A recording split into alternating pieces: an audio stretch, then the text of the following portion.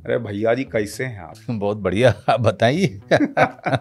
चल रहल बा। चल हलवा। खैनी ठोकल जाई। हाँ तो बिल्कुल, खैनी कहाँ छूटेगा। खैनिया से ठोक के थोड़ा आप भी लीजिए। दे दीजिए। दबा के मुंह में। जिम्मेदारी पूरी हुई तो अब जो है ढलती उम्र में अब शादी करने जा रहे हैं वो भैया जी। मेरी हड्डियां ऐसी टूटी हैं कि अभी तक दर्द हो रहे हैं। हाँ मैंने कहा यार मैं नहीं करूंगा यार, ये मेरी उम्र चली गई है इसके लिए। तो उसने कहा सर आप चिंता मत करो, हम आपका पूरा ख्याल रखेंगे, जो कि झूठ था। 98% स्टंट जो है मनोज वाजपेयी खुद करेगा और मैं ट्रेन करूंगा मनोज वाजपेयी को। तो आप समझ सकते हैं कि मेरी रगड़ाई इतनी हो गई है कि मतलब मेरे पोर पोर से दर्द और चीखें निकल रही हैं मेरी। लेकिन वो तबाही मचाने के बीच हाँ। आपकी जिंदगी में क्या क्या तबाही मची जो लोग नहीं जानते हैं? देखिए मेरे पिताजी ने मतलब मुझे ट्रेन का भाड़ा दिया था और उसके अलावा मुझे 120 रुपये दिए। 120 रुपए? 12.5 रुपया बस का पास बनाने के बाद जेब में कोई पैसा नहीं होता था। मतलब 2 जोड़ी कुर्ता पजामा, चमड़े का चप्पल और एक जीन्स और वो छोटा टिन का बक्सा, वो आज तक मेरे पास में है। उसमें मतलब समझो कि इतना कम सामान था, टिन के बक्से में छोटे वाले में आ जाता था। अकेले उस स्थिति में बीमार रहना, काम मांगने जाना, पैसे का ना होना, कई सारी व्यक्तिगत भावनात्मक आर्थिक शारीरिक कष्ट से गुजरना उस गरीबी में, वो मेरे लिए बड़ा कष्टकारक रहा। अचानक उछल पड़े कि अरे यार ये मत करो, मैं तुमको हीरो बना रहा हूँ। तो मुझे उनके ऊपर विश्वास नहीं हुआ। मुझे लगा कि यार मुंबई में सब चूतिया बनाते हैं, ये भी बना रहे हैं। देखिए मुझे दौड़ में छोटा रोल किया था तो 35,000 रुपये मिले थे। सत्या के लिए मुझे गुलशन कुमार जी ठीक सत्या के शूटिंग शुरू होने के 5 दिन के बाद उनकी हत्या हुई और फिल्म रुक गई। 2003 में जाकर के फिर करियर अचानक से नीचे की तरफ भागा, क्योंकि फिल्म में जो कर रहा था मैं चल नहीं रही थी और 2 नेशनल अवार्डी को काम मिलना बंद हो गया। मतलब सूख गया, काम ही नहीं आ रहा था मेरे पास में। बैंक अकाउंट सूख रहा है आपका, अलग अलग रहता है, वो अकेले रहता है, वो किसी से ज़्यादा मिलता जुलता नहीं है अनुराग, बिल्कुल। किसी के साथ अगर वो 2 घंटा बैठ गया, तीसरे घंटे में उस आदमी से नफरत करना शुरू कर देता है। जो पढ़ रही है पीआर टीम पढ़ रही है, तुम ही पढ़ो, तुम ही पढ़ो तुम गाली खाओ।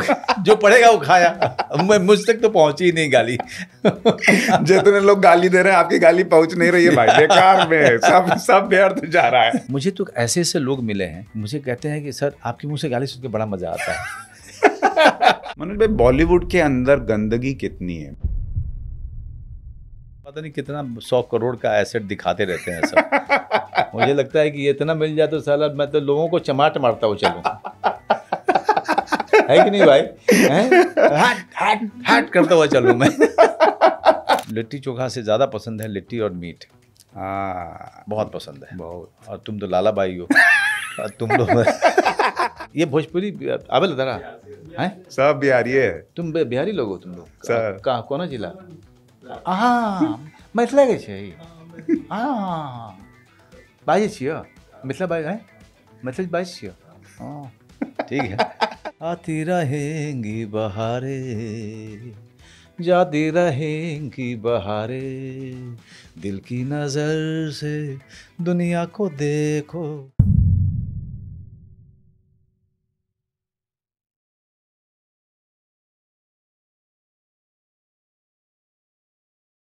नमस्कार, top angle with Sushant Sinha में आपका बहुत स्वागत है। आज हमारे साथ जो मेहमान हैं, जैसा हम शो में कहते भी हैं कि टॉप एंगल यानी थोड़ा सा ऊपर उठकर आप चीज़ों को देखिएगा तो चीज़ें बहुत स्पष्ट नज़र आती हैं और कई बार जो चीज़ें नहीं दिख रही होती हैं वो भी दिखनी शुरू हो जाती हैं। तो आज हमारे साथ जो मेहमान हैं वो अपनी फिल्मों में भी कई बार ऐसे विषयों को लेकर आते हैं जिससे बहुत सारी चीज़ें जो हैं वो आपको दिखने लगती हैं, समझ में आने लगती हैं और दिमाग की बत्ती जल जाती है। हमारे साथ मनोज वाजपेयी भैया जी मौजूद हैं। अरे भैया जी कैसे हैं आप? बहुत बढ़िया, आप बताइए। चल रहल बा। चल हलवा। खैनी ठोकल जाई ना तो बिल्कुल, खैनी कहाँ छूटेगा। हमारे पास वर्चुअल खैनी है, इसे ठोक के थोड़ा आप भी लीजिए। दे दीजिए। दबा के मुंह में। चलिए। तंबाकू सेवन सेहत के लिए हानिकारक है। हाँ बिल्कुल। तो मनोज भाई, आपकी एक फिल्म आ रही है अभी, भैया जी। जी। बहुत जबरदस्त ट्रेलर है, जी। एकदम देख के मजा आ गया जी।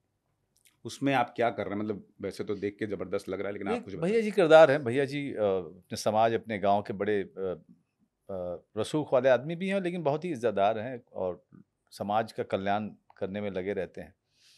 और लोग उनको, और पारिवारिक आदमी हैं, परिवार को लेके जो जिम्मेदारियां थी उसी को पूरा करने में लगे हुए हैं। उनका एक पास्ट है जो वो उतना ही भयावह है, जिसको छोड़ छाड़ करके वो अपने पिता को ये वादा किया था, मरते हुए पिता को, कि वो अपने सौतेली माँ और सौतेले भाई का ख्याल रखेंगे, और उन्होंने शादी की नहीं। बहुत बाद जा कर के फिल्म की शुरुआती होती है, जहाँ से किसी तरीके से बेचारे की जिम्मेदारी पूरी हुई, तो अब जो है ढलती उम्र में अब शादी करने जा रहे हैं वो भैया जी। लेकिन बहुत सारी चीज़ें, घटनाएं ऐसी होती हैं कि ज़िंदगी उनकी दूसरी मोड़ लेती है। भैया जी बेसिकली यही कहानी है, उनके अपने बलिदान की, उनके अपने संघर्ष की, और उनके अपने गांव, समाज और मिट्टी की। तो मैं इसीलिए कहता हूँ भैया जी एक ऐसी मेन स्ट्रीम फिल्म है, एक्शन फिल्म है, जिसमें बहुत ही स्ट्रॉन्ग इमोशन है, लेकिन ये main stream film urban city में नहीं है। ये मेन स्ट्रीम फिल्म छोटे कस्बों, छोटे शहर और जो हमारे राज्य की, हमारी मिट्टी की कहानी, हमारे रिश्तों की कहानी है, सौतेले माँ और सौतेले बेटे और सौतेले भाइयों के बीच की कहानी है।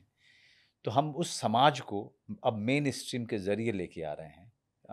जाहिर सी बात है, लार्जर देन लाइफ है, क्योंकि हमारे जो डायरेक्टर है अपूर्व सिंह कार्की, उसने बंदा भी डायरेक्ट किया था, उसकी इच्छा थी कि इस तरह की कहानी लार्जर देन लाइफ तरीके से कैसे कही जाए, और ताकि लोगों को मज़ा भी आए और उनका एक्सपोजर भी हो, क्योंकि गांव समाज कहीं ना कहीं मेन स्ट्रीम से कट गए।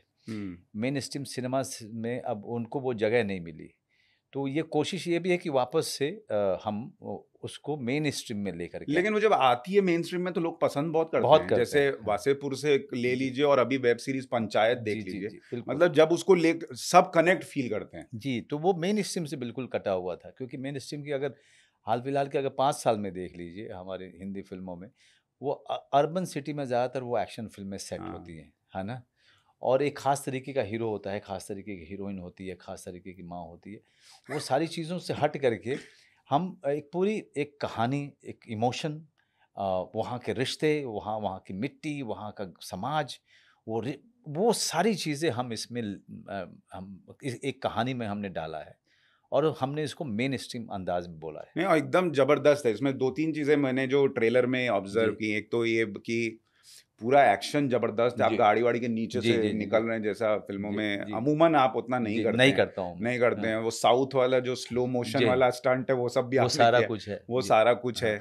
और आप कह भी रहे हैं उसमें कि रॉबिन हुड के बाप हैं भैया जी, तो मतलब ये सब मसाला भी उसमें आपने मतलब पूरा डाला हुआ है। नहीं देखिए, मसाला तो इसलिए क्योंकि जो हमारा डायरेक्टर है वो मेन स्ट्रीम डायरेक्टर है, तो वो मैं ये एक्सपेक्ट करूँ अनुराग कश्यप से कि वो मेन स्ट्रीम फिल्म बनाएगा, नहीं हो सकता है। वो एक ख़ास तरीके की फिल्में बनाता है, ख़ास तरीके से अपनी कहानी को अनुराग कहता है। उसी तरीके से अपूर्व सिंह कार्की एक main stream director, young director है, उसकी तमन्ना है, पहाड़ का लड़का है, उसकी तमन्ना हमेशा से रही है कि मेन स्ट्रीम का डायरेक्टर बने, तो वो मेन स्ट्रीम अंदाज में अपनी कहानी को कह रहा है। लेकिन एक अच्छी बात है अपूर्व सिंह में कि मेन स्ट्रीम का होते हुए भी, चूँकि वो पहाड़ का है, वो अपने गांव कस्बों की कहानी कहना चाहता है, तो जो कि बड़ी खूबसूरत बात है, और वही खूबसूरती आपको भैया जी में भी दिखेगी। तो आपने इसके पहले इस लेवल की मारधाड़ की है फिल्मों में? मैंने देखिए मारपीट वाली फिल्में बहुत की हैं, आपने भी लेकिन देखी ऐसा होंगी, साउथ वाला मतलब, लेकिन ये जो पूरा एक्शन फिल्म, ये मेन स्ट्रीम एक्शन फिल्म मैंने कभी नहीं किया था। आपको दिक्कत आई कुछ? मेरी हड्डियां ऐसी टूटी हैं कि अभी तक दर्द हो रहे हैं।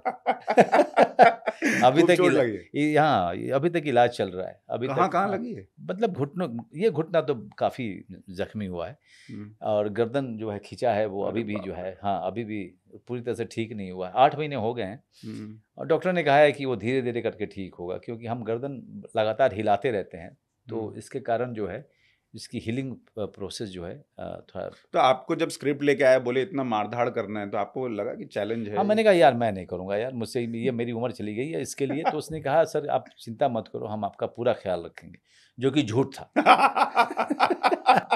वो ऊपर से एस विजयन, जो लेजेंडरी एक्शन डायरेक्टर को लेके आ गया तमिलनाडु के, जिन्होंने पूरे सारे स्टारों के साथ काम किया है। उन्होंने एक जिद किया कि मनोज बाजपेयी करता हुआ दिखेगा ऑडियंस को तो ज़्यादा मज़ा आएगा लोगों को। तो सारे 98% स्टंट जो है मनोज बाजपेयी खुद करेगा, और मैं ट्रेन करूंगा मनोज बाजपेयी को। तो आप समझ सकते हैं कि मेरी रगड़ाई इतनी हो गई है कि मतलब मेरे पोर पोर से दर्द और चीखें निकल रही हैं मेरी। तो जब शूटिंग खत्म होती थी तो फिर अगले शूट में जाने के पहले आपका दिल थोड़ा धक-धक करता था? मैं हर दिन जो है सुबह-सुबह जब मैं अपने पूजा करता हूँ, तो मैं हमेशा प्रार्थना करता था, हे भगवान आज का दिन अच्छा कर देना। आज का दिन जो है सही से निकल जाए। अच्छा, लेकिन देखिए पर्दे के पीछे कितनी मेहनत होती है, लोग कई बार उसको रियलाइज़ नहीं करते। लेकिन जब वो आप ट्रेलर में देख रहे हैं आपको, तो वो लग रहा है कि इतना दर्द जो आपने सहा है, वो मतलब निकल जी, के आ रहा है। जी, जी, जी। इसमें एक लाइन मैंने पढ़ी जब आपकी एंट्री होती है, तो उसमें लिखा हुआ है कि देसी सुपरस्टार। जी, जी। ये देसी सुपरस्टार क्या है? ये अपूर्व सिंह कार्की को मतलब उसने ये पूरा कैंपेन को सोचा था कि जैसे साउथ वाले अपने हीरो को पावर स्टार, स्टाइल स्टार और मेगा स्टार करके प्रेजेंट करते हैं। मैं अपने हीरो को मेरा हीरो देसी आदमी है। तो मनोज बाजपेयी देसी आदमी हो तो देसी सुपरस्टार करके मैं उसको प्रेजेंट करूँगा। तो उसका ट्रिब्यूट है मेन स्ट्रीम कमर्शियल सिनेमा को। पहले तो मैंने हटवा दिया था। तो जब ट्रेलर फाइनल रफ था वो मेरे पास भेजा, उसमें ये नहीं था। मैंने जब हटवा दिया तो मैंने कहा ठीक है, नहीं डाल रहा है ये। लेकिन जब फाइनल कर लिया, जब फाइनल अप्रूवल के लिए आया तो आप समझो कि कल सुबह ये ट्रेलर 11 बजे पोस्ट होना है और रात को मुझे भेजा गया 9 बजे कि ये देख लीजिए ऐसा फाइनल आया है। उसमें देखा देसी सुपरस्टार लिखा हुआ। मैंने उसको बोला भाई ये क्यों डाल दिया? तो सर रहने दो सर, ये सर रहने दो, मेरी मेरी बचपन की तमन्ना थी इस तरह से फ़िल्म बनाने की। तो मैंने कहा नहीं यार इसको हटाओ। सर नहीं हट सकता है। अब वापस से हटाने जाऊँगा तो ये कल पोस्ट नहीं हो पाएगा। तो मैं फँस गया सर। तो उनको पता था कि इसको ऐसे टाइम पे ही आपके सामने रखना है सामने रखना। ताकि ये हट नहीं पाए। नहीं, लेकिन मनोज भाई सच में तो ये है राइट। कि आप देसी सुपरस्टार तो हैं। मैं तो सुपरस्टार ही मानता हूँ, देसी लगाने की बात नहीं है। लेकिन हम लोग बिहार के लोग जी, मतलब जी। ऐसा एकदम अंदर मतलब निकल के आता है जब आपका नाम सुनते हैं कि अपना बिहारी भाई जो हैं एकदम भैया जी एकदम गर्दा उड़ाए हुए हैं। लेकिन मनोज भाई जब आप बिहार से यहाँ आए, एक तो ये है कि भाई लोगों ने देख लिया कि आपने इतना नाम कमा लिया, सब कर लिया, सब कुछ कर लिया। और फ़िल्म में एक लाइन भी है कि जो मैं अभी शायद भूल रहा हूँ, खूब तबाही मचाएँगे हाँ, भैया जी। हाँ, हाँ। तो आपने आके तबाही तो मचा दी, जगह बना ली, राइट। लेकिन वो तबाही मचाने के बीच हाँ। आपकी ज़िंदगी में क्या-क्या तबाही मची जो लोग नहीं जानते हैं शायद? नहीं तबाही तो मतलब देखिए तबाहियाँ तो ये जो यात्रा रही है बड़ी लंबी रही है। और इतनी लंबी यात्रा में अगर आप एक छोटे से गांव से आते हैं तो तबाही ज़्यादा मचती रहती है और हमेशा तबाही मचती रहती है। ज़रूरत इस बात की होती है क्योंकि शुरू में तो आप यंग होते हैं। आप 18.5 साल की उम्र में मैं आया था यहाँ पे दिल्ली यूनिवर्सिटी में और उस समय से ले करके जब तक मैं दिल्ली में था अ, हर दिन एक नई चुनौती होती थी। चुनौतियाँ कई सारी थी। चुनौती जो थी बस के किराए से लेकर के महीने के खर्चे से लेके कमरे का किराया, खाना, खाने के लिए पैसा, उन सब के बीच में आपको काम भी सीखना है, आपको थिएटर करना है, रोज़ के रोज़ रिहर्सल करने जाना है, रोज़ वर्कशॉप करने जाना है। ये लगातार 10 साल तक आप जो है उस जद्दोजहद में किए जा रहे हैं। किए जा रहे हैं अच्छा, और आपको याद है आप कितना रुपया लेके आए थे बिहार से? देखिए, मेरे पिताजी ने मतलब मुझे ट्रेन का भाड़ा दिया था और उसके अलावा मुझे ₹120 दिए थे। ₹120? हाँ, ₹120 उस समय में। तो 100 और मेरा दोस्त था अ, मारवाड़ी दोस्त था मेरा, तो वो आ रहा था हंसराज कॉलेज में, उसका बड़ा भाई पढ़ता था। तो वो उसने मैंने कहा कि यार मुझे ले चल, तो उसने कहा रिज़र्वेशन कराना पड़ेगा। मैंने कहा यार रिज़र्वेशन होगा तो छोड़ो, मुझे तो बस तू ले चल। वो लेकर के उसने कहा चल पड़, देख लेंगे जो होगा। और ऐसा करके मैं दिल्ली पहुंचा था किसी तरीके से। और जहाँ से मैं आता हूँ एकदम नेपाल बॉर्डर पे है। हुँ। तो वहाँ से बस एक तो बस आती नहीं नरकटियागंज तक, फिर उसके बाद बेतिया पहुँचो, फिर बेतिया में सो, फिर मुजफ्फरपुर पहुँचो, मुजफ्फरपुर में रात गुजारो, फिर अगले दिन जो है मुजफ्फरपुर से बस लो, तो फिर किसी तरह से 4 घंटे, साढ़े 4-5 घंटे में आप पहुँचते थे पटना। तो अब तो स्थिति बहुत अच्छी हो गई है, अब तो हुँ, आप 1.5 घंटे में मुजफ्फरपुर पहुँच जाते हैं। हुँ। एक्चुअली 1.5 घंटे क्या, 1-1.25 घंटे में आप मुजफ्फरपुर पहुँच जाते हैं। 6-7 घंटे 7 घंटे में मैं गाँव में होता हूँ। उस समय की यात्रा जो थी थोड़ी लंबी थी और यंग थे, तो तकलीफ़ को झेलने की ताकत थी। लेकिन वो शारीरिक ताकत थी, मानसिक ताकत नहीं थी आपके अंदर में, क्योंकि हर दिन जो थपेड़े पड़ते थे आपको, वो उसको झेल पाना एक यंग माइंड के लिए बड़ा मुश्किल काम था।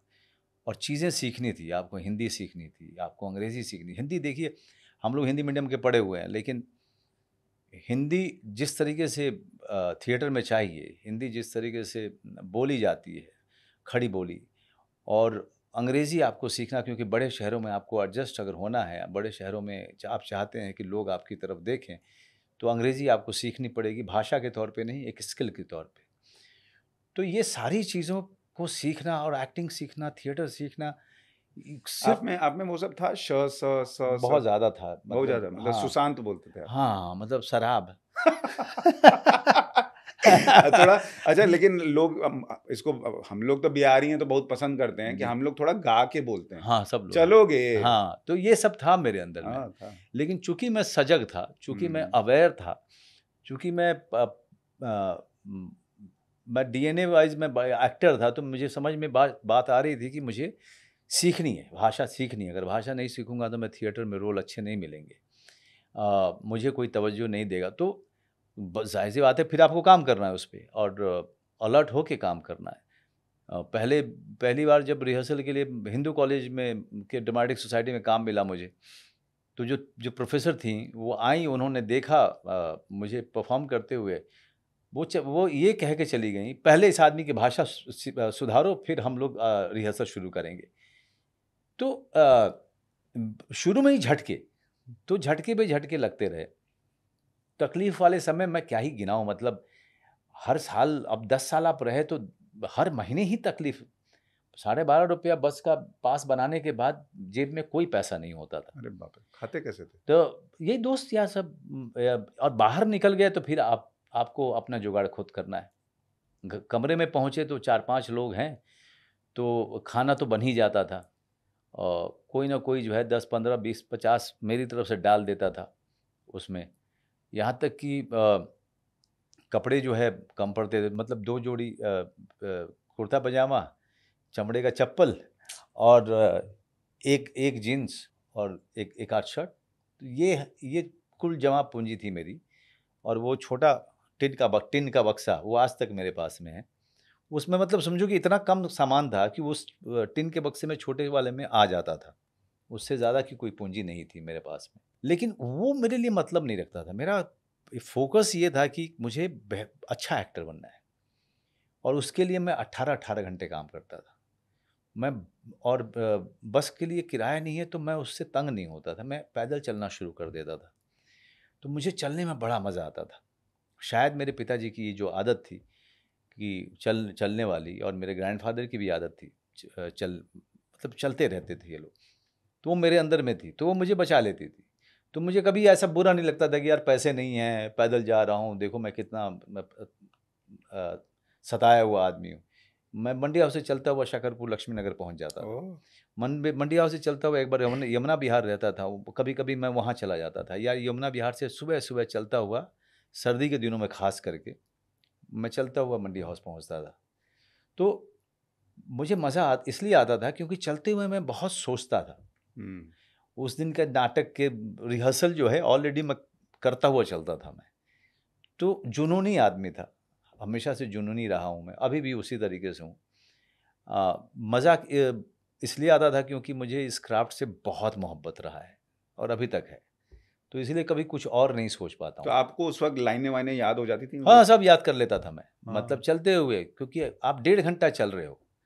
अब यमुना विहार से अगर आप मंडी हाउस आ रहे हो, तो आप आराम से डेढ़ पौने 2 घंटा लग जाता था मुझे। एक रिहर्सल तो रास्ते में हो गई। रास्ते में 1 डेढ़ रिहर्सल मार देता था मैं।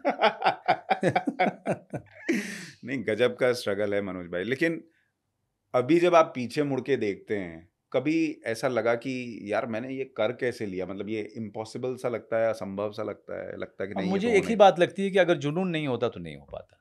अगर जुनून ना हो तो फिर आपको भूख बहुत सताती है। आपके पैसे में पैसा पॉकेट में ना होना बहुत सताता है। हुँ, जब आपका दिमाग ही किसी और तरफ है, इन सब चीज़ों पे नहीं है। कितनी बार तो क्या होता था कि वहाँ पे एक 4-5 रुपए का एक प्लेट मिलता था ललित कला अकादमी में। हुँ, हुँ।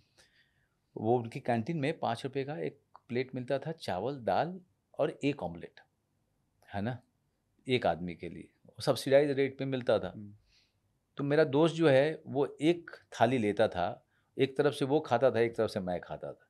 तो ज़िंदगी जो है दोस्तों के भरोसे चलती चलती रही। कभी कभी भूख बहुत ज़्यादा लगती थी, पॉकेट में पैसा नहीं है, कितनी बार जो है आप पे भूखे पेट रहिए। फिर शाम को जो है अचानक से जब रिहर्सल के लिए आप पहुंच रहे हैं, तो कोई जो है चाय के टपरी पे बैठा हुआ चाय पी रहा है या वो ब्रेड पकौड़ा खा रहा है, तो आप उसके पास चले गए, यार तेरे पास पैसा है, एक ब्रेड पकौड़ा खिला दे। तो आप भी जानते हैं कि यंग एज की दोस्ती में आप इस हाँ, तरह ये के, सब हम लोग भी गुजरे हाँ, हैं। एक दूसरे से डिमांड कर सकते हाँ, हैं, कर सकते, सही है बात। ना। तो ऐसे करके 10 साल काटे हैं मैंने यहाँ पे दिल्ली में। दिक्कत थी मुझे मुंबई में, क्योंकि मुंबई में मैं किसी किसी को जानता नहीं था। और मुंबई मैं जब गया तो मैं 18.5 साल का नहीं था। मैं ख़ास एक ज़िंदगी यहाँ बिता के गया था। तो डर लगा था मुझे मैं मुंबई शहर को देख करके। और वहाँ पर कोई काम नहीं था, थिएटर भी नहीं कर रहा था मैं। तो 2 साल मेरे बहुत बुरे गुजरे और बीमार बहुत रहा मैं।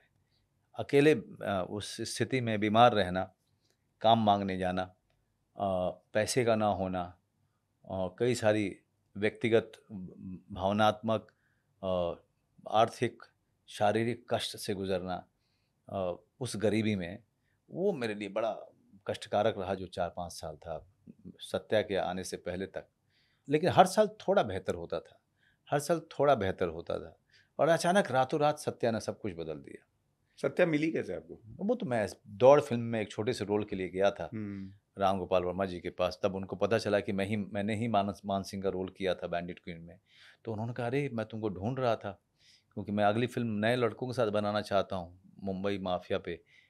तो मेरे दिमाग में सिर्फ तुम्हारा ही चेहरा था यार, कि मुझे तुम्हारा प्रेजेंस बहुत अच्छा लगा था जब मैंने बैंडिट क्वीन देखी थी। और बैंडिट क्वीन उन्होंने 4 साल पहले 5 साल पहले देखी थी, और मैं उनको मिला 5 साल बाद, और तब तक उनको मेरा चेहरा याद था। बैंडिट क्वीन ने इतना गहरा छाप छोड़ा था उनके ऊपर कि वो चाहते थे उतनी ही realistic film Mumbai mafia film बनाए, और मेरा चेहरा याद था उनको। और उस आइडिया के लिए उन्होंने ऑलरेडी अपने दिमाग में मुझे सोच रखा था। लेकिन जब मैं उनके सामने गया तो अचानक उछल पड़े कि अरे यार ये मत करो, मैं अगले में तुमको मैं हीरो बना रहा हूँ। तो मुझे उनके ऊपर विश्वास नहीं हुआ। मुझे लगा कि यार मुंबई में सब चूतिया बनाते हैं, ये भी बना रहे हैं। तो उन्होंने लेकिन अपनी बात रखी, उन्होंने अपनी जबान रखी, और दैट्स हाउ सत्या हैपेंड। तो जब सत्या मिली, एक तो मैं अगर पूछ सकूं आपसे कि आपको याद है उसके लिए आपको फीस कितने, पैसे कितने मिले थे? देखिए, मुझे दौड़ में छोटा रोल किया था तो 35,000 रुपये मिले थे। सत्या के लिए मुझे, इफ़ आई रिमेंबर, मेरे ख्याल से 1.5 लाख रुपए मिले थे। 1.5 लाख? हाँ। तो उस वक्त 1.5 लाख सुन के आपको लगा कि अरे यार ये तो आगे बहुत पैसे आ गए सर? ऐसे भी कोई ज़्यादा पैसे नहीं थे, हाँ। लेकिन मुझे लगा कि ये वाजिब है कि भाई एक आदमी करियर दे रहा है आपको, आपको इतना बड़ा ब्रेक दे रहा है। तो मुझे कभी उस बात को लेकर, क्योंकि पैसा जो है मेरा फोकस कभी रहा नहीं, मतलब शुरू में भी मेरा ये था कि मुझे मेरे पसंद का लोग रोल देते रहें, पैसा आ जाएगा। मैं अगर लगातार मैं अच्छे काम करूँगा तो बाद में जो है लोग पैसे देंगे मुझे, लेकिन मुझे पैसे के लिए जल्दी नहीं करनी चाहिए। तो आपको जब ये सत्या मिल गई, ये पता चला कि अब मैं हीरो बन रहा हूँ, आपने सबसे पहले किसको बताया? किसी को नहीं बताया। क्यों? जब तक मेरे अपने रूममेट को भी नहीं बताया। अच्छा। मैंने अपने मुंबई के दोस्तों को भी नहीं बताया। मुझे लगा कि यार ये मुंबई शहर है, ये इंडस्ट्री बड़ी अजीब है, ये फिल्म कभी भी बंद हो सकती है, जो कि बंद हुई। गुलशन कुमार जी, ठीक सत्या के शूटिंग शुरू होने के 5 दिन के बाद उनकी हत्या हुई और फिल्म रुक गई, क्योंकि फिल्म का जो प्रोड्यूसर थे वो डर के मारे उन्होंने फिल्म बंद कर दी। अच्छा, और ये सत्या का बता रहे हैं? हाँ, क्योंकि जब गुलशन कुमार जी का मर्डर हुआ, that was a big thing, big event. हाँ। मतलब लोग, बहुत बड़ी घटना थी सही इंडस्ट्री बात। के लिए। और ये मुंबई माफिया पे फिल्म बन रही थी, तो प्रोड्यूसर इतने डर गए कि उन्होंने फिल्म बंद कर दी। और तब हमें और सबका करियर जो अभी शुरू होने वाला था उसी समय रुक गया। और 6-7 दिन के बाद, 8 दिन के बाद फिर पता चला कि राम गोपाल वर्मा को भरत श्याम मिल गया। फिर वापस से शूटिंग शुरू हुई। तो सत्या को बनने में थोड़ा टाइम लगा था, लेकिन हम सब ने अपना सब कुछ दे दिया था सत्या को। अगर वो नहीं चलती तो फिर हम लोग फिर से हमारी जो है हम वहीं के वहीं ये 8 दिन जो फिल्म रुकी, क्योंकि आपने उसके पहले इतना स्ट्रगल तो कर ही लिया था, जी मानसिक तौर पे, शारीरिक तौर जी पे, जी सब कुछ, हाँ इमोशनली। तो आपको वो 8 दिन में फीलिंग आ रही थी कि यार मेरी किस्मत फूटी है क्या? ये क्या हो गया? चल मतलब एक रोल मिला इतना बड़ा। जी, बहुत ही डिफ़िकल्ट टाइम था। सिर्फ़ मेरे लिए नहीं, हर किसी के लिए। सब मेरे घर पे मिलते थे और सबके सब किसी को पता नहीं था कि अब क्या करें? क्योंकि हमारा जीवन जो था सत्या हो चुका था और उसके अलावा हमने कहीं और देखना बंद ही कर दिया था। तो वो जो 8 दिन गुज़रे थे जो एक अनसर्टेनिटी अनिश्चितता का दौर था हमारे लिए। अ, बहुत डिप्रेसिंग था, बड़ा फ्रस्ट्रेटिंग था उस समय में। और मैंने ये तय किया था कि जब तक राम गोपाल वर्मा नहीं कह देंगे कि अब ये फ़िल्म नहीं बनेगी, तब तक मैं उम्मीद नहीं छोड़ूँगा। क्योंकि राम गोपाल वर्मा कभी नहीं कह रहे थे कि फ़िल्म नहीं बनेगी। हाँ। उन्होंने कहा कि अभी शूटिंग रुकी हुई है। I don't know when it will happen but it will happen. When I don't know. बस यही बात करते थे वो। तो मैंने उम्मीद नहीं छोड़ी थी। मैं सिर्फ़ ये चाहता था कि यार ये फ़िल्म इस उम्र में हो जाए तो ज़्यादा बेहतर रहेगा, अभी हो जाए। लेकिन 8 दिन के बाद वो गुड न्यूज़ मिली हमको कि फ़िल्म शुरू हो रही है वापस से, भरत शाह आ गए हैं। फिर हुई पार्टी, कि अब फिर तो शुरू हो गई। फिर उसके बाद जो है चैन हो सबने गया। चैन की साँस ली। नहीं, लेकिन मनोज भाई, आपसे ये चीज़ सीखने वाली है कि आप इतने लंबे स्ट्रगल के बाद आपने मतलब उसको पकड़ के रखा कि नहीं मेरे को छोड़ना नहीं है, छोड़ना नहीं है। आदमी 10 साल में टूट जाता है बहुत टूटता है। कि जी। नहीं, नहीं हो पा रहा, और ये 8 दिन भी कई बार बहुत बड़े बहुत भारी पड़ जाते भारी पड़ जाते हैं। आदमी हैं। उसी जी, समय जो है, आप मान जी। लीजिए वापस चले गए होते, और नहीं क्या? आते, बहुत सारी चीज़ें बिल्कुल, हो बिल्कुल। सकती थी। लेकिन जब सत्या हो गई और आप जी। इतने बड़े मतलब इतना रिकॉग्निशन मिल गया, उस वक़्त पहली अंदर से फीलिंग कि भाई मैं एक तो बड़े पर्दे पे हीरो, और लोग जो इतना सिर्फ़ आपकी ही चर्चा हो रही थी फ़िल्म में भी सबसे ज़्यादा। जी। तो वो दौर क्या था? आ, एक तो मुझे विश्वास नहीं हो रहा था कि ये हुआ मेरे साथ में, ये सब हो रहा है। क्योंकि मैंने तो सोचा था कि अब ठीक-ठाक रोल करते हुए टीवी और फ़िल्मों में तो छोटे रोल मिलेंगे, टीवी में थोड़ा ठीक-ठाक रोल करते हुए ज़िंदगी गुज़रेगी। लेकिन अचानक से ऐसा पेडेस्टल मिला, ऐसा प्लेटफ़ॉर्म मिला, जो जिसकी मुझे संभावना कभी नहीं थी। और जिस तरीके से पूरी इंडस्ट्री ने मेरी तरफ मतलब देखना शुरू किया। लेकिन उसमें दिक्कत क्या हुई कि सबके सब विलेन का रोल देते थे और मैं वो करना नहीं चाहता था। तो वो मैंने डिसाइड कर लिया था कि यार चाहे ये लोग जितना सेलिब्रेट करें मुझे, लेकिन ये मेरे लायक रोल नहीं दें, मेरे मन मुताबिक नहीं देंगे तो मैं नहीं करूँगा। अब भले ही किराए पे मुझे रहना पड़े आगे भी, है ना? तो ये एक ज़िद थी मेरी और उसको मैं उस ज़िद को लेके चला कि यार सपने के साथ मैं समझौता नहीं करूँगा, चाहे जो भी हो जाए। धीरे-धीरे साल में 1 फ़िल्म कोई मिली, शूल मिली और वो भी राम गोपाल वर्मा की तरफ से ही आ रही थी। कौन? शूल तो गज़ब आप जी, एक्टिंग की हैं, जी। गज़ब बाप रे! कौन मिली, शूल मिली, अक्स मिली, सब 1 साल 8 महीने, 7 महीने के अंतराल में इस तरह की फ़िल्में होती थी मेरी। और ऑफ़र उस तरह के जो आते थे वो मन मुताबिक नहीं होते थे।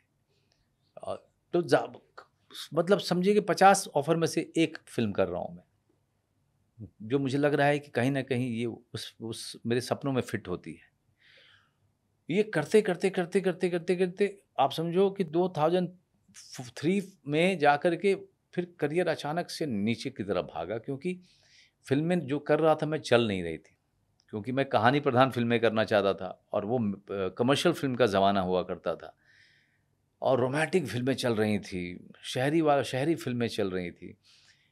तो करियर नीचे चला गया एकदम से। लेकिन तब तक मैंने 2 नेशनल अवार्ड मुझे मिल चुके थे और 2 नेशनल अवार्डी को काम मिलना बंद हो गया। मतलब सूख गया, काम ही नहीं आ रहा था मेरे पास में। बाप रे! बैंक अकाउंट सूख रहा है आपका और फिर बीच-बीच में किचन चलाने के लिए कोई ठीक-ठाक सा रोल आया तो मैंने कर लिया। एकदम छोटी कोई फ़िल्म आई कर ली, चलो भाई किचन चलता रहेगा। लेकिन ज़्यादा कोशिश की कि बुरी फ़िल्म ना करूँ मैं। भले ही छोटी फ़िल्म है, ठीक-ठाक कहानी है, चलो कर लो। ल वो दौर चला लंबा, साढ़े 6 साल, 6 साढ़े 6 साल चला। बाप रे! फिर अगेन बीमारी उसमें और उसमें बीमारी भी, उसमें असफलता का दौर, पैसों की कमी और अभी तो मैं शादीशुदा था, तो घर चलाना है आपको। तो मैं बीच बीच में बहुत परेशान होता था, लेकिन एक दिन मैंने डिसाइड किया कि ये परेशानी मैं नहीं बर्दाश्त कर सकता हूँ।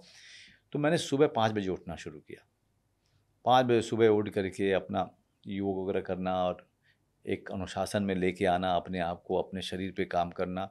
उसी दौरान जितनी सब चीज़ें थी, मैंने नॉनवेज बहुत कम कर दिया, ख़त्म कर दिया। मैंने सारे हार्ड लिकर जो पीता था सबको बंद किया।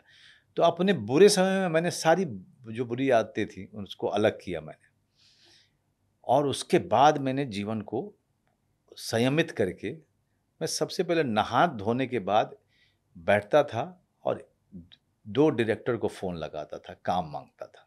हाँ, अच्छे कपड़े पहनता था मैं, जैसे कि मैं घर बाहर पे। जा रहा हूँ, हाँ। भले ही मैं कहीं नहीं जा रहा हूँ, हम्म, नहा धो करके अच्छे कपड़े पहन करके 2 डायरेक्टर को फ़ोन करता था कि मुझे काम चाहिए। सब अच्छे से बात करते थे, तो वो मेरे लिए काम हो गया था। और फिर दिन भर मैं अपनी एक्टिंग की एक्सरसाइज करता था, किताबें पढ़ता था, कविताएं पढ़ता था।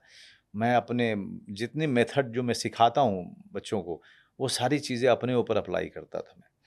उसके बाद फिर मैं और मेरी पत्नी कहीं घूमने निकल जाते थे या दिल्ली आ जाता थे।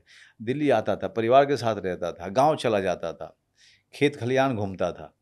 वापस से सारे दोस्तों से फिर मैंने संपर्क साधना शुरू किया। तो अपने फेलियर के समय को मैंने इतने प्रोडक्टिव ढंग से मैंने यूज़ किया, शानदार। है ना? कि मैंने कहा कि यही समय है, अपने ऊपर काम करो, ताकि बड़ी अपॉर्चुनिटी आई तो फिर पहले बॉल पे छक्का लगना चाहिए, नहीं तो बहुत मुश्किल है।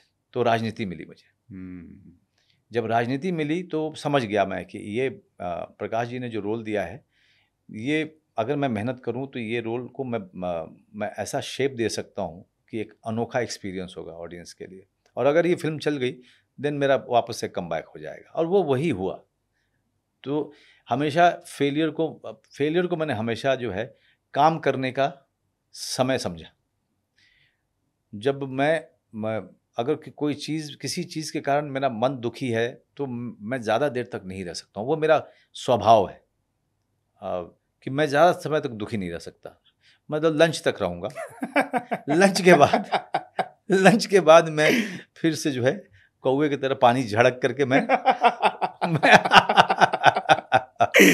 नहीं, लेकिन ये शानदार कहानी। और देखिए, हमारे शो का नाम हमने इसलिए टॉप एंगल रखा है। बहुत सारे लोग जो स्टारडम पाना चाहते हैं, आज आपको स्टारडम का टॉप एंगल दिख रहा है कि कितनी चीजें दिखती नहीं हैं जिससे इंसान गुजरता है। जी। मनोज भाई, उस दौरान दोस्तों ने साथ छोड़ा आपका? कभी नहीं। कभी नहीं? ना। नहीं, ऐसे जो बॉलीवुड में दोस्त बने। जी, देखिए, जो हिंदी फिल्म इंडस्ट्री में आपके दोस्त बनते हैं, अमूमन ज़्यादातर लोग आपके दोस्त नहीं होते। मैं आपको सच में बताऊँ, बहुत कम आपके दोस्त होते हैं। उसमें से जो कम दोस्त थे, उनके साथ में संपर्क हमेशा रहा। उनके घर पे जाना, उनके घर पे जा कर के खाना खाना, पार्टियाँ करना, ये सब तो चलता था। जैसे कौन कौन थे दोस्त आपके? मेरा जैसे हंसल है, फिर आपको मुंबई शहर में ही विनीत कुमार करके एक मेरे दोस्त हैं। वो भी डिटैच आदमी है। उनको रोल भी मिलता है तो कितने रोल मना कर देते हैं, मूड नहीं है, नहीं करेंगे। नहीं नहीं, कमा लिए पिछला महीना कमा लिए थे, अब पैसा की जरूरत नहीं है। तो मेरे दोस्त सब मलंग टाइप के हैं। हाँ, उनके साथ बैठना मुझे बहुत अच्छा लगता है। एक अनुराग कश्यप भी जी, शायद। अनुराग हैं, लेकिन अनुराग वो खुद ही वो डिटैच्ड आदमी है, लोनर आदमी है, तो उससे ज़्यादा वैसे तो बहुत साल जूनियर है मेरा, लेकिन चूंकि वो बहुत ज्ञानी आदमी है, पढ़ता लिखता बहुत है, देखता बहुत है, तो उससे बहुत सारी चीज़ें सीखता भी हूँ मैं उससे बात करके। लेकिन वो अलग अलग रहता है, वो अकेले रहता है, वो किसी से ज़्यादा मिलता जुलता नहीं है अनुराग, बिल्कुल। किसी के साथ अगर वो 2 घंटा बैठ गया, तीसरे घंटे में उस आदमी से नफरत करना शुरू कर देता है। वो ऐसा आदमी है, इसीलिए मैं मिलता ही नहीं हूँ उससे। तो इसका मतलब मुझे ये लगता है, जितने नरेंद्र मोदी के समर्थक है जो उनसे चिढ़े बैठे हैं कि ये इतना मोदी विरोध क्यों करते हैं, वो उनकी फितरत में फिर तो उनको छोड़ देना चाहिए। लेकिन मनोज भाई, ये भी बताइए कि जब आप, ये पूरा दौर हो गया, आपको राजनीति मिल गई, फिर वहां से आपका फिर से सब कुछ ट्रैक पर आने लग गया, अभी जब आप चीजें चुनते हैं तो वो बैक ऑफ द माइंड रहता है कि मुझे फिर से उस 6 साढ़े 6 साल वाले फेज में नहीं जाना? वो एक डर अंदर रहता है? नहीं, डर नहीं लगता है मुझे इस सारी चीज़ में। आपने ये देखा होगा कि मैं किसी भी परिस्थिति में डरा नहीं। काम तो उसी तरीके से किया जो मन था। नहीं तो सत्या के बाद तो काम और पैसा बहुत ऑफर हो रहे थे, लेकिन उसको ना किया मैंने, क्योंकि मेरे दिमाग में कुछ और चीज़ थी। और शायद मैं इसलिए कर पाया क्योंकि मुझे अ, उस ना पैसा ना होने की स्थिति से कभी डर नहीं लगा। मुझे हमेशा लगता है कि अ, आपकी जो अ, आपका जो पूरा डर होता है ना, वो ग्रीड से आता है। आपका पूरा डर किसी ऐसी चीज़ से आता है जो कि जिसका लेना देना काम से नहीं होता है या आपके सपने से नहीं होता है। उसका लेना देना कंफर्ट से है, आपका लेना देना वो आपकी इनसिक्योरिटी हो रही है पैसे को लेकर के कि वापस उस गरीबी में नहीं जाना है। मुझे लगता है कि अगर आप काबिल आदमी हैं ना, तो पैसा कभी ना कभी आ ही जाएगा। लेकिन उसके लिए ज़रूरी है कि अगर अपना स्थान बनाना है, अगर आपको अपनी पोजीशन को कंसोलिडेट करना है, अगर आपको एक ऐसे एक्टर के रूप में जाना है जो अपने काम से जाना गया, काम जो अपने काम में कभी समझौता नहीं किया, तो फिर आपको थोड़ा-सा डिले करना पड़ेगा अपनी ग्रीड को या अ, अपनी बाकी मटेरियलिस्टिक चाहत को। और मेरे जीवन में सब कुछ मिला, लेकिन हाँ, ये कह सकते हैं कि लेट मिला, लेकिन मैं चाहता नहीं था कि वो जल्दी मिले मेरे अ, काम से समझौता करके। अब जो है 100 फ़िल्में कर चुका, 100 काम कर चुका हूँ और आज मैं अब मुझे किसी को कहने की ज़रूरत नहीं है मैं किस तरह का एक्टर हूँ, या जो भी मुझसे किसी तरीके का काम को लेके सवाल करना चाहता है, सारे जवाब मेरे सारी फ़िल्मों में छुपे हुए हैं। है कि नहीं, नहीं? आपने 100 फ़िल्में नहीं की हैं, आपने 100 क्वालिटी फ़िल्में की हैं, जी। ये भी अंतर है। जी, जी। जैसे अगर लोग देखें, आपकी एक फ़िल्म आई थी कौन, जी, जी। मतलब क्या है कहानी? एक एक घर के ये अंदर घर की कहानी है। अंदर की कहानी। लेकिन मतलब आप देखिए उसमें कोई भूत नहीं है, लेकिन जी, जी। आदमी को डर लग रहा है डर लग रहा कि है। क्या हो रहा है। और आपका जो रोल है जी। मतलब बिना कुछ तामझाम किए हुए आपने एकदम डर पैदा कर दिया है कौन में। और जबकि वो बहुत ही बहुत ही शांत आदमी है वो। हाँ, हाँ, बहुत ही शांत आदमी है, उस तरह से। तो मतलब मुझे लगता है कौन के बाद अभी शैतान आई थी। जी, जी। आपने शायद अगर देखी नहीं हो। देखी नहीं, नहीं हाँ। देखी हो वो हाँ, अजय देवगन वाली। अजय देवगन वाली। तो हाँ, हाँ। उसमें जैसे आप घर में घुस गए थे वैसे ही माधवन घुस जाते माधवन हैं घुस और जाता है। उसमें कुछ ब्लैक मैजिक का जी, अलग जी, ही जी, एंगल जी। है। लेकिन जब मैं देख रहा था तो मुझे कौन याद आ रही थी कि अच्छा। आपकी वो कौन जो है वो बड़ी शानदार फ़िल्म थी। मनोज भाई ये जो आज आपका इतना स्ट्रगल है, फिर अभी हम कट टू पोस्ट पैंडेमिक आते हैं, तो या आस-पास के सालों की मैं बात करूँ, मतलब नए-नए स्टार आते हैं और एकदम से ऐसा लगता है कि इतनी फॉलोइंग है, इतनी भीड़ आ जी, रही जी। है, ऐसी गाड़ी, ऐसा बंगला, तो ये लोग को ये सब कैसे आ रहा है? पता नहीं, वो अब तो स्टार कई तरीके के हो, एक यूट्यूब स्टार है, एक इंस्टाग्राम स्टार है, एक स्नैपचैट स्टार है, एक टिकटॉक स्टार है।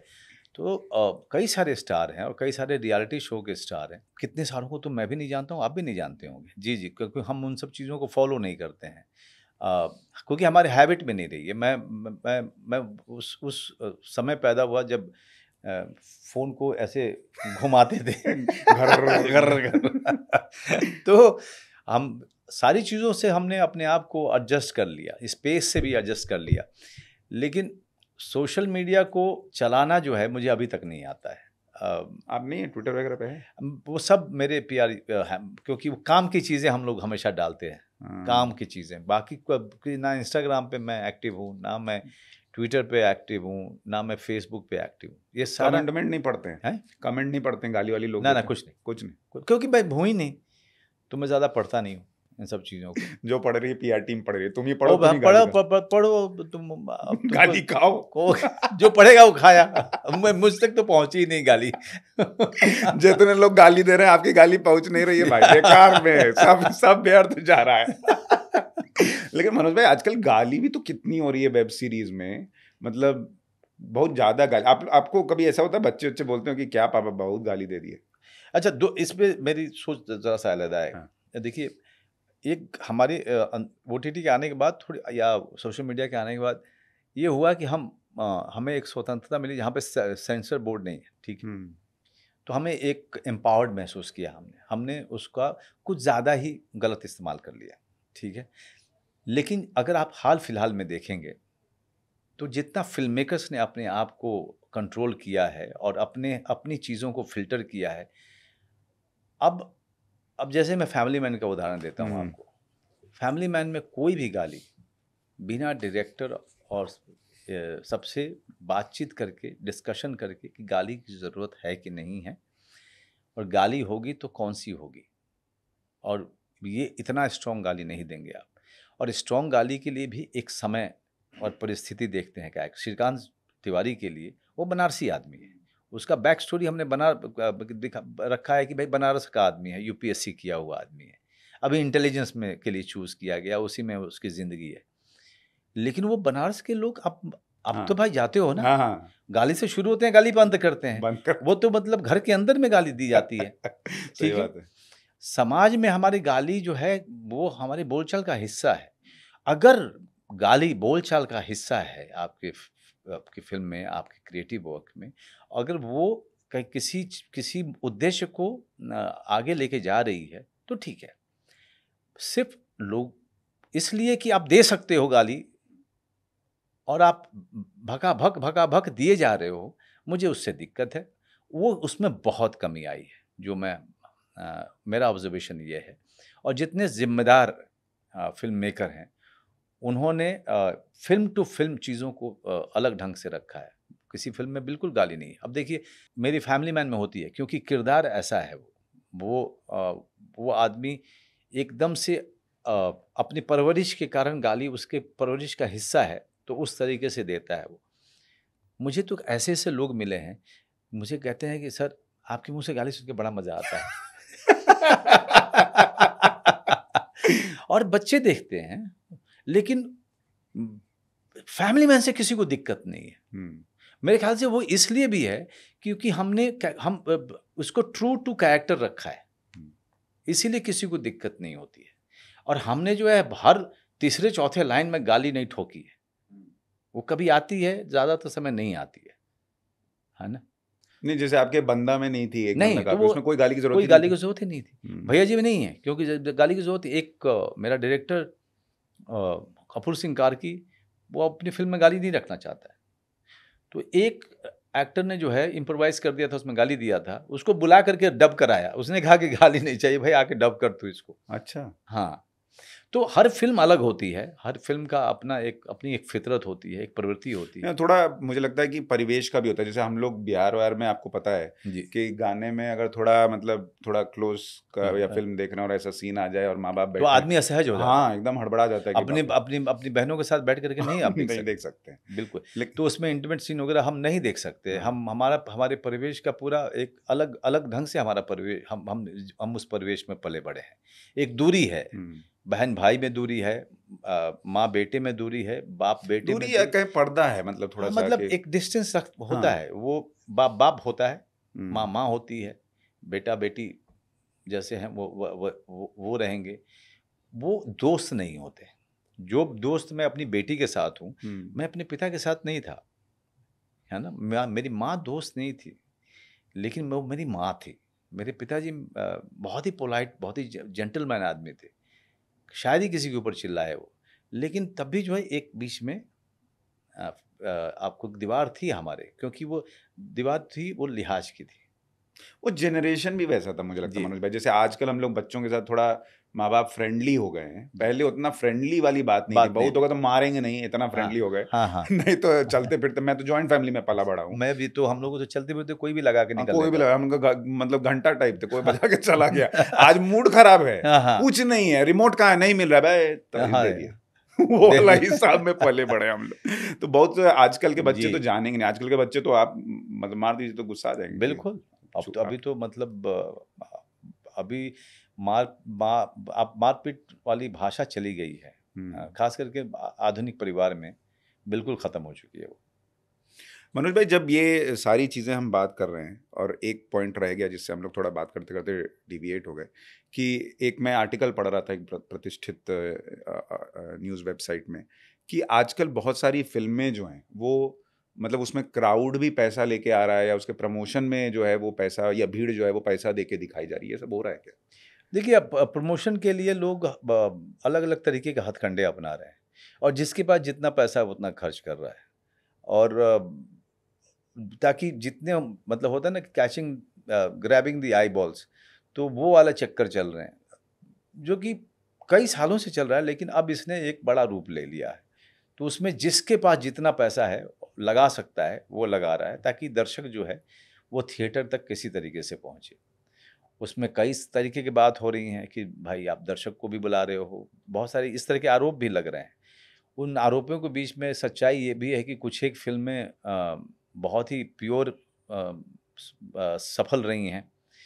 12th फेल एक छोटी फ़िल्म भी सफल हुई।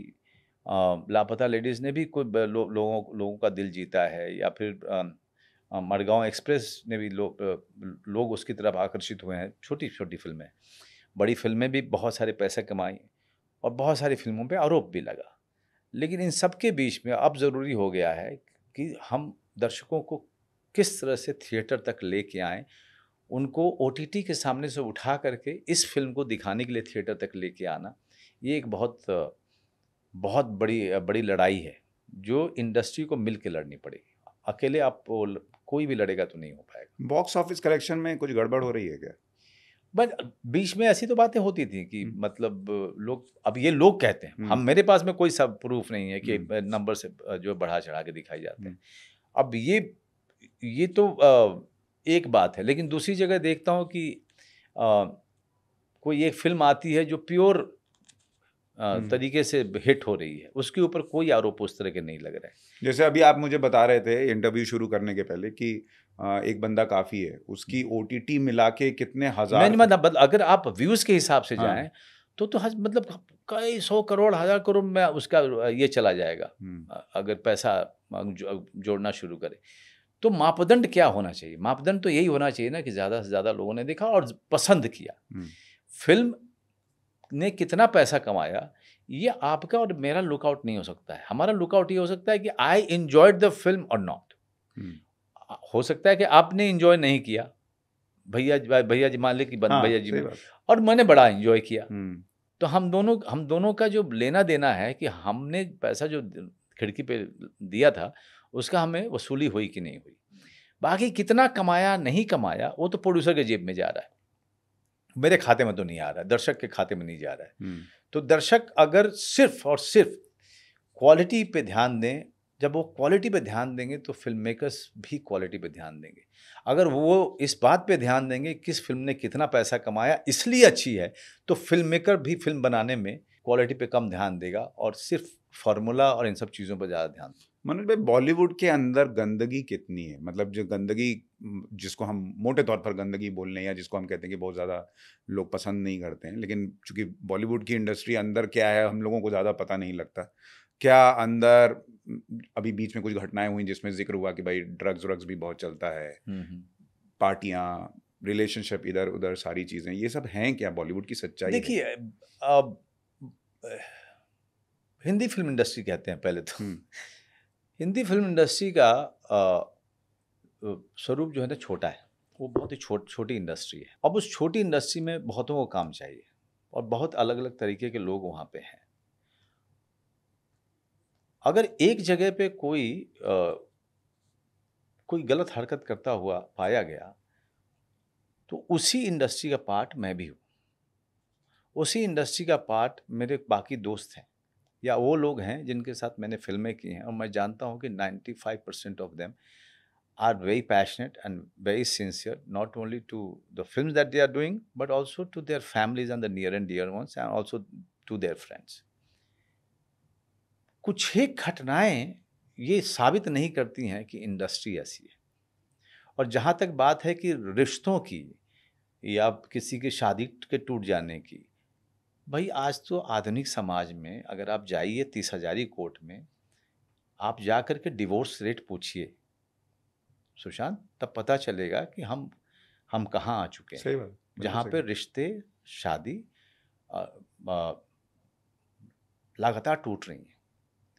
समाज जो है न्यूक्लियर होने के अपने फायदे भी थे, लेकिन न्यूक्लियर होने के जो नुकसान और भी हुए वो आपको 30,000 कोर्ट के सिविल कोर्ट में पता चल जाएगा। तो उसका अब इंडस्ट्री क्या इस समाज से अलग है? इस समाज से अलग नहीं है। इंडस्ट्री में इसी समाज के लोग इंडस्ट्री में जाते हैं, और जब यहाँ से वहाँ जा रहे हैं और यहीं के इसी समाज के लोग हैं, तो जाहिर सी बात है बदलते हुए परिवेश में वो असर तो उनके ऊपर तो आएगा ना। इसी इंडस्ट्री में पहले इतने ज़्यादा डिवोर्स नहीं होते थे, हम्म, इसी इंडस्ट्री में। हाँ, लेकिन अपने स्वभाव में इंडस्ट्री बहुत खुली हुई है, बहुत ज़्यादा ओपन इंडस्ट्री है अपने स्वभाव में। वो जिसे कहें जो अपने आप को एक राज्य, एक क्षेत्र, एक देश से बांध के नहीं रखते हैं, ओपन है कई तरीके से, जो कि मुझे सही लगता है। रचनात्मक आदमी, हाँ, जब तक क्रिएटिव आदमी ओपन नहीं रखेगा अपने आप को, वो क्रिएट कैसे कर सही सकता है? बात। तो जो कि ज़रूरी बात भी है।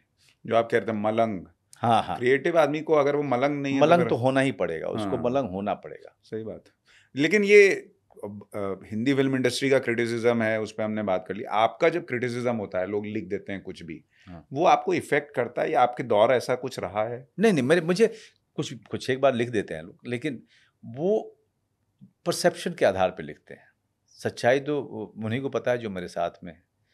परसेप्शन के आधार पे बहुत सारी चीज़ें लिखते हैं लोग। पहले लिखते थे, लेकिन अभी मुझे लोग बताते हैं कि मनु सर, आपको ये पता है कि आपके ज़ीरो हेटर्स हैं। मैंने कहा यार, ये मुमकिन नहीं हो सकता है कि कोई ज़ीरो हेटर हो, लेकिन अगर उसके आस-पास भी है, अगर ये बात सच, तो मैं बहुत खुश हूँ। सही बात है। क्योंकि लेकिन दूसरी बात ये भी है कि मैं हमेशा मानता हूँ कि अगर मैं एक पब्लिक फिगर हूँ, तो मुझे अपने पब्लिक जो मेरा एटिकेट है, जो कॉन्डक्ट है, उसको सही रखना पड़ेगा। मेरा पब्लिक कॉन्डक्ट इसलिए सही रखना पड़ेगा क्योंकि जो यंग माइंड है वो मेरी तरफ देख रहा है। भले ही मैं फ़िल्में मेरा आर्ट जो है कई वेरिड हो, लेकिन जब मैं पब्लिक में जा रहा हूँ तो मेरा व्यवहार बहुत सही होना चाहिए, क्योंकि बहुत सारी आँखें मेरी तरफ देख रही हैं और बहुत कुछ मैं सिखा नहीं रहा हूँ उनको, लेकिन फिर भी वो सीख रही हैं। तो मेरा कॉन्डक्ट बहुत सही होना चाहिए। इस मामले में मैं श्री अमिताभ बच्चन जी की दाद देता हूँ। उनका पब्लिक कॉन्डक्ट से हम सबको सीखना चाहिए। देखिए, आदमी आप अपने काम के प्रति जब पैशनेट होते हैं ना, तो एक पता नहीं, मैंने किसी को ये भी कहा था, किसी ने मुझसे पूछा है कि यार, आपको गर्मी नहीं लग रही? तो मैंने कहा अभी तक मैं गर्मी पे ध्यान दिया नहीं था अभी तक, क्योंकि काम पे ध्यान इतना रहा कि मैंने गर्मी का एहसास नहीं हुआ। लेकिन हाँ, अभी जब मैं अचानक से जब मेरा जब ध्यान अ, टूटा है, तो हाँ, गर्मी तो लग रही है। काम में इतना खो गए। आप काम में जब इतना खो जाओगे, तभी जो है वेदर का पता चलेगा। जब काम में आप खोए रहते हो, जब शॉट दे रहे हो, तो उस समय कितनी ठंड है, कितनी गर्मी है, नहीं पता चलता है, अगर आप पूरी तरीके से खोए हो। लेकिन अगर आप कहीं से भी डिवाइडेड है आपका अटेंशन, तब उस समय जो है मनाली में शूटिंग कर रहे हो तो ठंड भी लगेगी, और राजस्थान में शूटिंग कर रहे हो तो गर्मी भी लगेगी। तो वेदर तभी इफ़ेक्ट करता है आपको जब आप पूरी तरह से काम में नहीं होते। नहीं, इतना मनोज भाई, आपके इस पॉडकास्ट में इतना सीखने को मिल रहा है, पर्सनली भी मैं थैंक कह रहा यू। हूँ, और मुझे लगता है बहुत सारे लोगों को ये चीज़ें सीखनी चाहिए। आप फिल्में देखते हैं, मज़ा लेते हैं, इनके जैसा बनना चाहते हैं, लेकिन बहुत सारी पर्सनल चीज़ें हैं जो आपको अपने जीवन जी। में आप ला सकते हैं। बहुत वियर्ड चीज़ जो आपको लगा कि आपके लिए छप गई, आपके बारे में लिख दी लोगों ने, कोई ऐसी चीज़ याद है आपको? पता नहीं, किसी ने गूगल पे पता नहीं कितना 100 करोड़ का एसेट दिखाते रहते हैं सब। मुझे लगता है कि ये इतना मिल जाए तो साला मैं तो लोगों को चमाट मारता हुआ चलूं। है कि नहीं भाई? हैं? हट हट हट करता हुआ चलूं मैं। हाँ, मतलब लोग ऐसा सोचते हैं कि हर फिल्म स्टार करोड़पति ही बने। मतलब इतना करोड़ों करोड़ों पति, मतलब ऐसा नहीं होता है भाई। हमने जो ज्यादातर आर्ट फिल्में की हैं, वहां तो मतलब ढंग का कमरा ही मिल जाए वही काफी है। अभी आप गांव जाते हैं तो क्या मतलब लोगों का बहुत रिएक्शन? प्यार यार, बहुत बहुत प्यार देते हैं लोग। मैं तो मतलब इतना प्यार कि मतलब कई कई बार तो मैं इमोशनल हो जाता हूँ, जिस तरीके से और वो अपना समझते हैं। ऐसा वो फैन वाला नहीं होता है मेरे गांव में।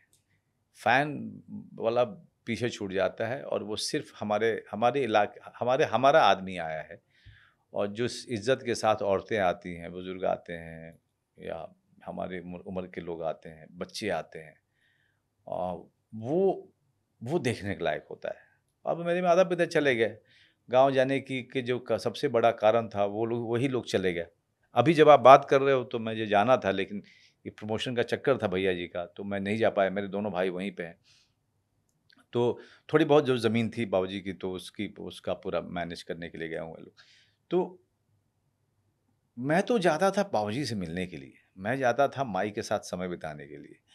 अब वहाँ पे जा नहीं पाता हूँ, या मेरा मन, जो अब सच में कहूँ तो मेरा मन थोड़ा ख़राब हो जाता है, मैं जाता हूँ तो। क्योंकि उस घर में जहाँ पे परवरिश हुई है मेरी, वहाँ के हर कोने से ऐसा लगता है कि माई निकल के आएगी, बाबूजी अभी बाहर से आ जाएँगे।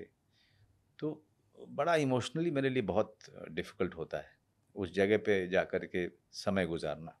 आप माँ से बहुत कनेक्ट थे। बाबूजी से मैं बहुत बहुत कनेक्टेड ज़्यादा। था, माँ तो बहुत ठोकती थी मुझे। माई के साथ झगड़ा ही होता रहता था मुझे। लेकिन हाँ, जब माँ नहीं होती है तो फिर झगड़ा किससे करेंगे, ये भी होता है। सही बात है।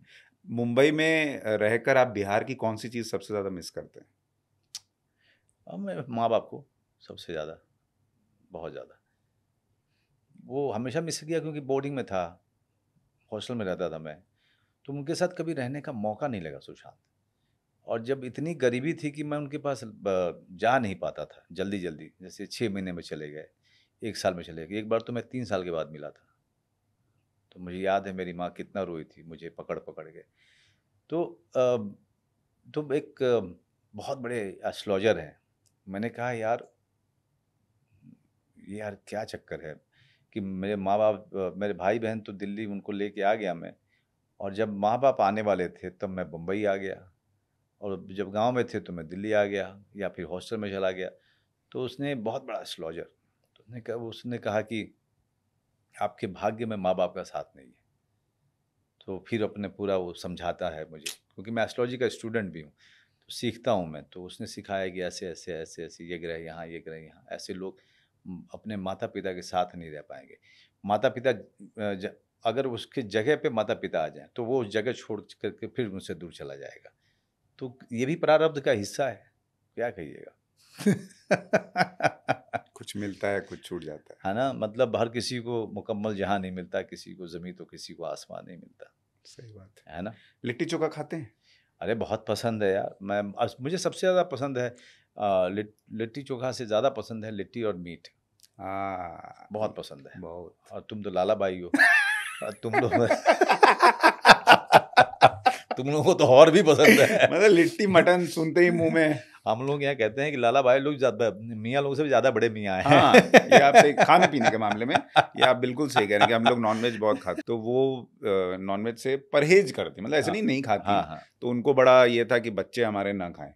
लेकिन ऊपर वाले की कृपा से दोनों बच्चे भी नॉन-वेज के बहुत शौकीन निकल ऊपर गए। वाले की कृपा से। लेकिन मत हमारे यहाँ पे मतलब मैं तो इतना बड़ा नॉनवेज का ये मतलब इतना पसंद करने वाला रहा बचपन से। अब थोड़ा कम हो गया, लेकिन बचपन में तो जैसे बगल के गांव में मेरा दोस्त था, महमूद, और मैं पूरे साल जो है, पूरे साल 2 बार उसके यहाँ मैं मीट पुलाव खाने जाता था।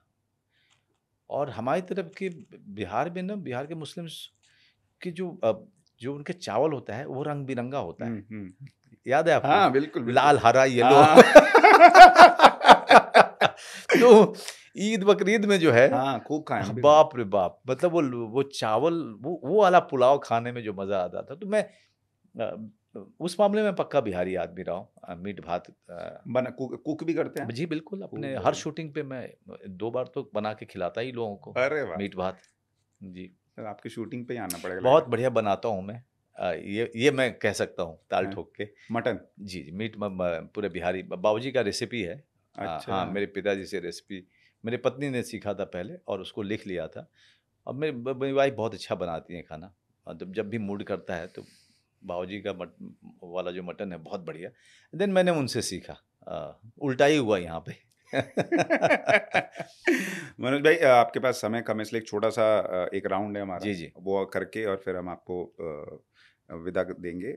मुझे ये बताइए कि थोड़ा जल्दी-जल्दी जवाब आपसे लूँगा कि एक ऐसा पॉलिटिशियन जिसके ऊपर आप फ़िल्म करना चाहते हैं या जिसका कैरेक्टर प्ले करना चाहते मुझे मेरी ज़िंदगी में ऐसा कोई कहीं ख़्वाहिश नहीं रही है कि बायोपिक, पॉलिटिशियन की किसी बायोपिक, उसका कारण है, बायोपिक वही होती है जिसमें आपका जो सब्जेक्ट है, जो पॉलिटिशियन है, उसके हम ग्रे एरिया दिखाएं।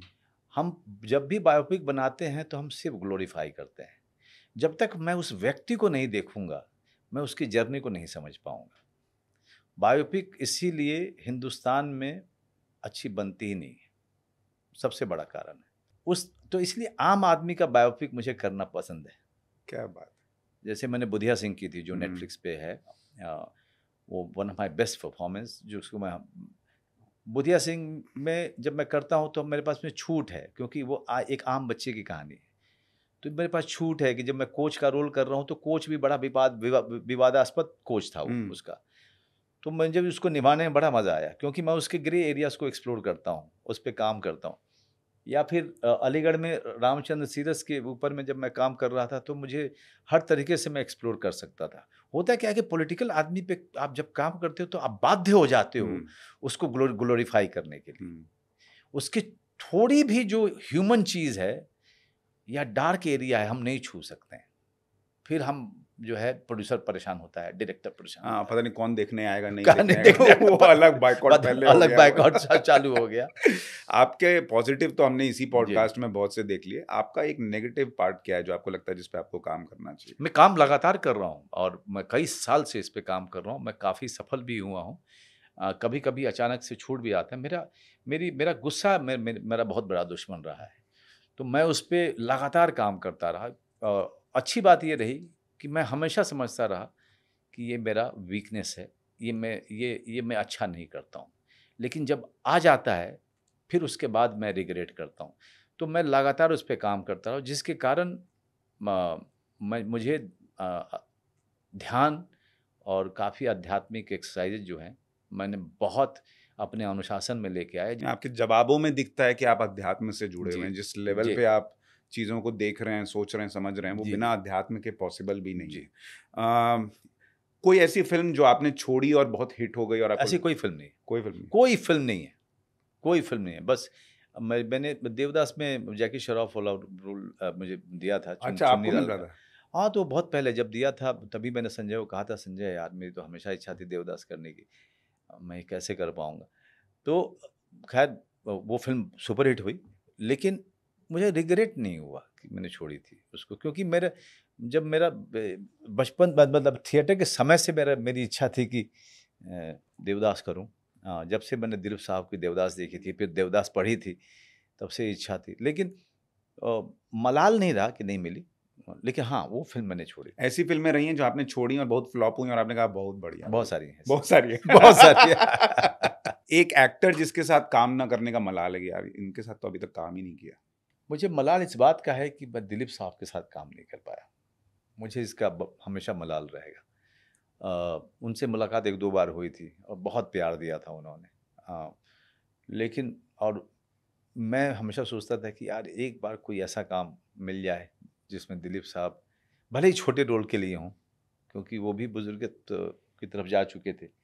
तो एक था, नहीं तो अमित जी के साथ काम कर चुका हूँ। बचपन में अमित जी को देख करके लगा था कि अरे यार मेरे अंदर में एक्टर है, और सपना आया था कि मैं भी एक्टर बनूंगा।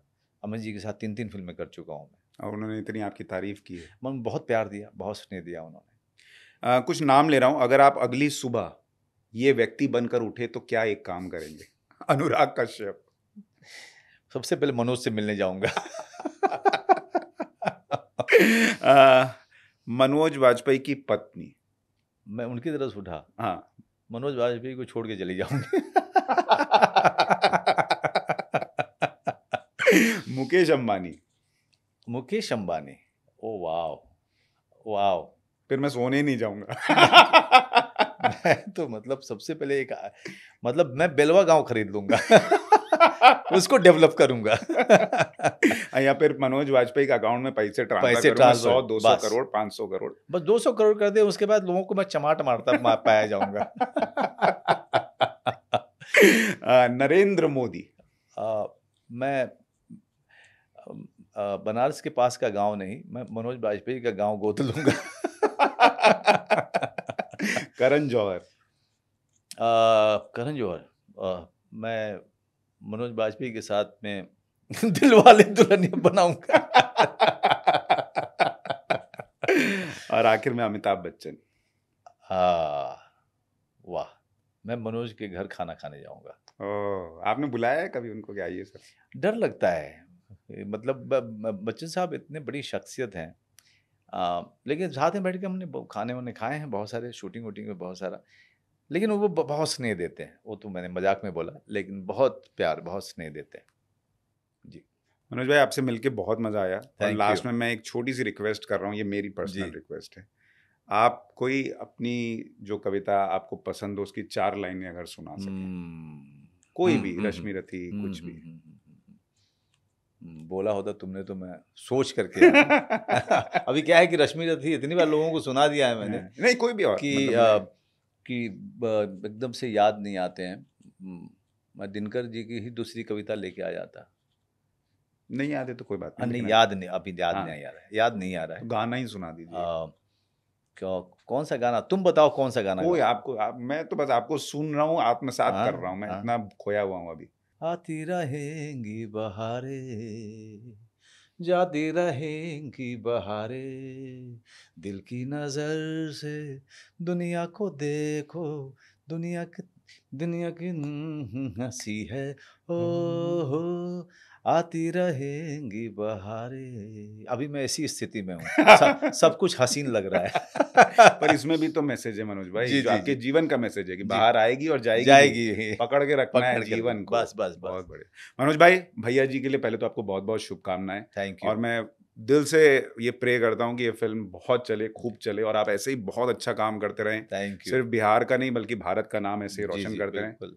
जय हो आपकी। अरे अरे, थैंक यू वेरी मच। आप लोग देखने जाइएगा। ओ कैमरे वाले भाई साहब, आप लोग देखना, दोनों लौंडे देखने जाना दोस्तों को लेके। एक बार भोजपुरी में भी बोल दीजिए। ये भोजपुरी आबे लगा हैं? सब बिहारी है तुम बिहारी लोग हो तुम लोग? सब। कहाँ, कौन जिला? हाँ, मिथिला के छै। हाँ, बाजै छियै मिथिला, बाज हैं, मैथिली बाजै छियै? हाँ, ठीक है। आपको ये पॉडकास्ट कैसा लगा, हमें कमेंट करके भोजपुरी, मैथिली, हिंदी, इंग्लिश जैसा मन करे उसमें लिख के जरूर बताइएगा, और भैया जी देखने जरूर जाइएगा। Thank you.